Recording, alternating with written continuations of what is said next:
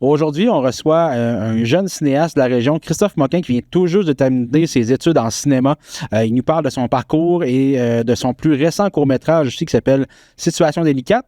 Et maintenant aussi, c'est le nouveau journaliste pour Viva, donc la station de radio de la vallée de la Matapédia. Donc, on parle de tout ça. On apprend à connaître Christo. Puis, il nous parle aussi il nous parle de tout de sa première médiatique de son court-métrage. Donc, on s'en va voir cette entrevue-là. Fuck! Je pense qu'on a perdu de vue. C'était bien rythmé, les images étaient belles, c'était le fun de reconnaître la vallée aussi. Cette forêt-là, c'est tout ce que j'ai. Tu sais, j'ai pas d'amis, pas de passe-temps. Ah. Oh, il y a beaucoup de moments drôles. Il aurait pas pu se sauver ailleurs qu'ici aussi, dans le bois. Il y a des arbres partout, c'est sale. Je trouve que tout est d'une très bonne qualité, l'acting, la musique, puis la direction de scénario. Je suis plus en forme, moi. Mais je comprends pas pourquoi il fait ça, là. Le bel bout du mariage, j'ai rendu compte que c'était fou. Magnifique du début à la fin. Puis le curé, là, le meilleur. Ça va ou non? Toujours intéressant quand on voit des jeunes à qui on a enseigné, des jeunes de notre région, qui font des belles réussites comme ça. Ça vaut vraiment la peine que vous le regardiez. Alors j'invite tout le monde à aller le visionner.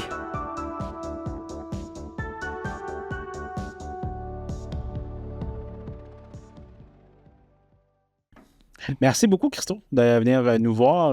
Ben, ça me fait plaisir. Merci de l'invitation. Bon début de saison qui commence. Oui, puis un nouveau défi pour nous deux. On en parlera. Ben oui. Je vais commencer en te disant, premièrement, félicitations. Tu as terminé tes études en cinéma cette année. Oui. Puis qu'est-ce que tu retiens le plus de ton cours, de ton bac en cinéma? Que les contacts, c'est ultra important. Ah ouais? Je pense que c'est ça que je retiens le plus. Puis c'est ça que je pense que chaque personne qui fait des études universitaires, là, de ce que j'ai entendu dans mon milieu, puis pas juste dans le milieu du cinéma, c'est vraiment ça. Ça te forge des contacts. Tu sais, tes profs, c'est des gens qui travaillent dans le domaine pour lequel tu vas ou tu veux travailler. Donc, déjà là, tu as des premiers contacts. Après ça, tes collègues étudiants qui deviennent des amis, ben eux aussi deviennent des gens avec qui tu vas potentiellement faire d'autres projets dans l'avenir. Fait que, c'est vraiment ça que je te dirais. Les contacts, puis aussi, tu sais, l'expérience puis le bagage que ça crée, tu sais. Ben oui. Mais on fait que le voir dans le domaine de l'art en général, tu sais, comme souvent les cours de l'école de l'humour, ils se mettent ils suivent tout ensemble. Ouais, c'est ça devient toutes des gangs, là, au final. Ouais, c'est ça. Puis, pendant tes études, est-ce qu'il y a eu un projet qui t'a marqué le plus ou un apprentissage qui t'a particulièrement façonné là, comme créateur? Ah, je te dirais que c'est mon court-métrage qui est sorti en 2022, si ma mémoire est bonne, qui s'appelait L'Après. 3 gars qui... c'était pendant la pandémie, en plus. 3 gars qui se rejoignent dans un appart parce qu'il y en a un des 3 qui vient de laisser sa blonde. Puis c'est une espèce de comédie, mais qui joue sur le drame, sur les problèmes de communication que les gars peuvent avoir quand il vient temps de parler de choses sérieuses. Puis j'ai fait ce projet-là avec, justement, des amis et collègues du bac, mais aussi avec des amis devant la caméra avec mes amis de tous les jours. Oh, ouais. Ça fait du bien, surtout en pandémie. Puis c'est un projet qu'on me parle encore aujourd'hui, puis que c'est des personnages que j'ai encore ancrés dans mon écriture, puis tout ça. Donc, il y a eu un avant puis un après ce projet-là, clairement. Puis là, je veux qu'on parle de ton film Situation délicate, ton court-métrage. Mais je veux pas nécessairement qu'on parle beaucoup du court-métrage parce que tu as eu une belle entrevue avec Marc Baudouin, l'ancien journaliste de la TVC. Je l'ai lui en parler. C'était quoi? C'était en mai? C'était en juin. Mi-juin. En tout cas, c'était diffusé en juin, du moins. Je voulais qu'on parle plutôt que quand tu l'as présenté devant le public cet été, donc le 26 août dernier, que ton film a été présenté devant le public à la salle Jean Cossette. Puis je voulais savoir comment tu as vécu ça, ce moment-là, de diffuser ça devant des gens que tu connais en plus. 26 août, on dirait que c'était hier. Ouais. C'est fou, pareil, 26 août. Le temps passe trop vite. Mais c'était tellement parfait comme événement. La dernière fois que j'avais présenté un film à la salle Jean Cossette, c'était un documentaire aux alentours de 2021 pendant mon cégep. Puis sinon, il y a eu Réciproque en 2019, mais ça faisait vraiment longtemps que je n'avais pas présenté à Saint-Jean-Cossette. Puis, c'est moi, à Saint-Jean-Cossette, sur Morticus, c'est des amis, c'est une forme de famille. Michel Coutu, c'est un grand ami à moi aussi. Donc, c'est toujours le fun de finir quand même, parce que Situation délicate, c'est quand même 1 an et demi de travail. Finir 1 an et demi de travail de cette façon-là, en faisant une espèce de fête pour éloger le film, puis inviter le public qui, en plus, a été au rendez-vous. J'ai eu un public magnifique qui réagissait, mon gars, là. Ils étaient allumés. Il y a personne qui dormait dans la salle, là. Puis ça allait suivi une belle petite conférence avec un genre de Q&A conférence que Michel Coutu animait, qui a aussi été un super beau moment avec le public. Tu sais, quand on fait du cinéma, qu'on a moins, c'est ça, tu sais, le public. Parce que on présente un film, on fait un film, là, on est tout le temps, on est caché, puis on n'appelle pas trop, puis tout, puis on finit par sortir le film sur une plateforme ou en salle, mais au final, on n'a pas beaucoup de moments seul à seul avec son public. Donc, c'est toujours une belle expérience de le présenter devant des gens qui prennent la peine de se déplacer pour aller dans une salle, manger du popcorn devant un projet que ça fait 2 ans pour lequel toi et plusieurs personnes travaillent. Ben oui, c'est ça. Puis comment que tu as perçu la réaction du public, là? Comment ça s'est passé? Ça a très bien été. On peut en voir une partie des réactions sont dans une bande-annonce qu'on avait sortie un peu avant la sortie du film sur YouTube. OK. Mais super bonne réaction. Les gens ont aimé. Ce que j'ai préféré comme réaction, ce qui a surtout ressorti, c'est que c'est autant drôle que ça émeut l'autre histoire. Puis je pensais pas que ça allait émouvoir autant parce que moi, Situation délicate, je le voyais surtout comme un film parodique. T'sais, on parodiait un peu ces films-là de mariage et tout ça. Mais au final, il y a certains moments, certaines scènes qui ont vraiment ému les gens premier degré, malgré le 4e degré qu'a ce film-là. Ça m'a vraiment impressionné. Mais ça, j'ai fait comme « Ah, on a bien fait notre job! » Pour que ça ouvre un éventail d'émotions comme ça. Oui, ça passe par plusieurs... par plusieurs niveaux. Là, ouais, c'est ça. Il y a le niveau sérieux, le niveau qui est absurde. Là, exact. Ben, il y a le premier, deuxième, troisième, niveau 4e strate d'humour. Là, c'est ça, tout est là-dedans.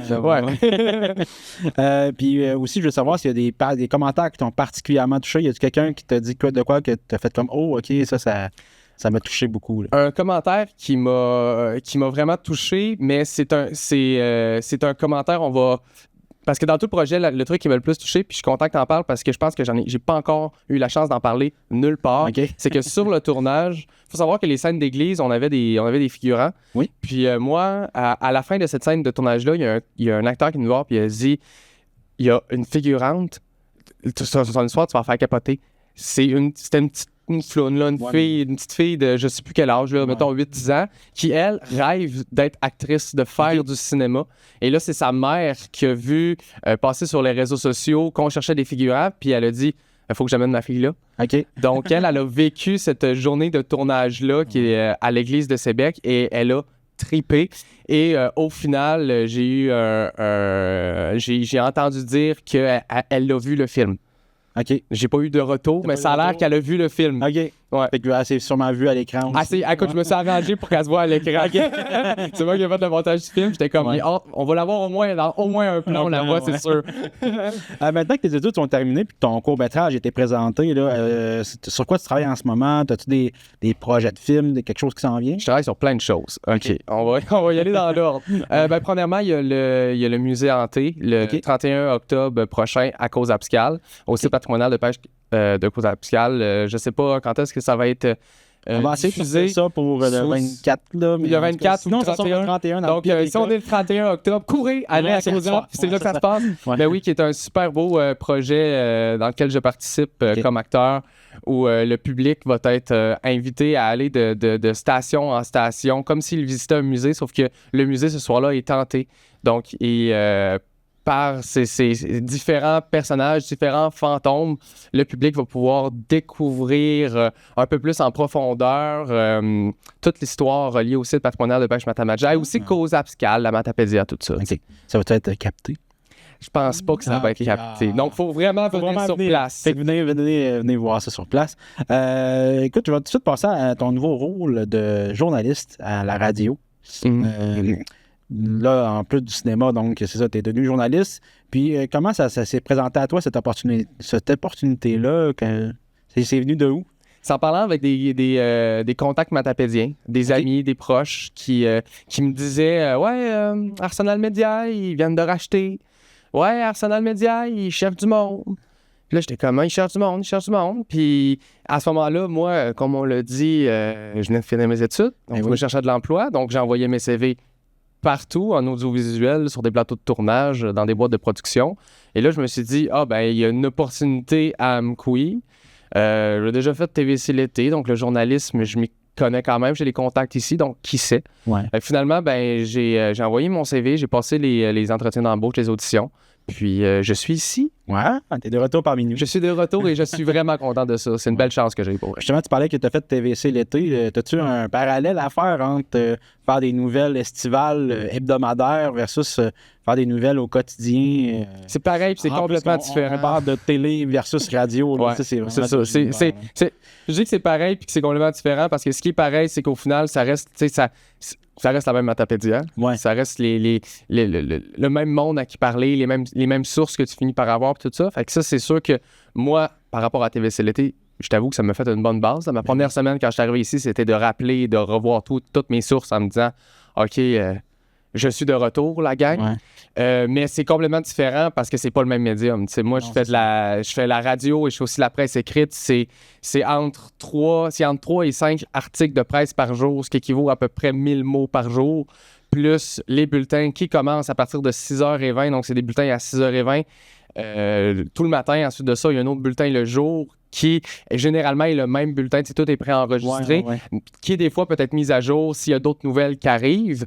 Puis sinon, il y a aussi le bulletin, le bulletin du retour et le bulletin du soir. Donc, ça fait énormément de contenu. Ce qui fait en sorte que c'est, d'un point de vue journalistique, c'est pas la même approche du tout qu'en télé. En télé, on prend... Je sais pas qu'on prend moins de temps en radio, là, c'est pas vrai. Non, c'est mais c'est qu'en télé, vu que c'est une émission par semaine, t'as toute ta semaine pour comme prévoir ce que va être ton contenu journalistique final. Tandis que moi, j'ai toute une journée où des fois, mettons le lundi matin, j'ai 2 heures pour prévoir, j'ai 1 heure même pour prévoir quel va être mon premier bulletin du matin. On s'entend qu'on est loin de 5 jours. C'est très, très rapide. Fait que c'est pas du tout la même approche, pas du tout la même façon de penser les nouvelles. OK. Écoute, ça tire déjà à sa fin de notre entrevue. Je vais juste t'inviter tout de suite à plugger tes choses. Où est-ce qu'on t'écoute? Où est-ce qu'on va voir ton court-métrage? Oui, pour ce qui est de situation délicate, c'est déjà en ligne depuis quelques semaines. En plus, il y a quand même un bon achalandage sur la vidéo. Là, la production, on est bien content. Donc, c'est sur ma chaîne YouTube directement, Christophe Moquin. Je me suis pas cassé la tête du tout. Sinon, pour ce qui est de la radio, comme j'ai dit, c'est des bulletins à tous les jours à partir de 6h20, bulletins 100% matapédiens du lundi au vendredi. Le vendredi matin, aux alentours de 8h10, en direct avec Isa, notre animatrice radio matapédienne. C'est le récap de Christo qui fait, comme ça le dit, le récapitulatif des gros dossiers, des grosses nouvelles matapédiennes. Qu'est-ce qui s'est passé cette semaine? Si vous avez manqué des trucs, c'est vraiment le moment de se mettre à jour avant le week-end. Puis ça, c'est repartagé aussi sur tous les médias sociaux. Donc, la page Facebook 99.9 Viva Amqui, mes réseaux sociaux aussi Instagram et TikTok. Puis c'est repartagé aussi sur ma page Facebook Christophe Moquin. Donc, vous savez, même si vous n'êtes pas levé à 8h10, vous n'avez aucune raison de manquer l'événement.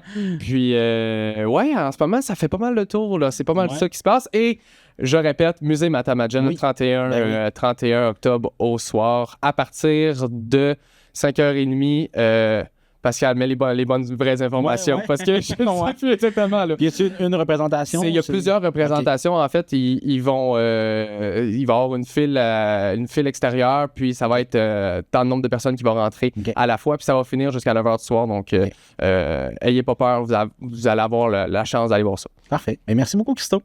Merci à toi, ça me fait plaisir.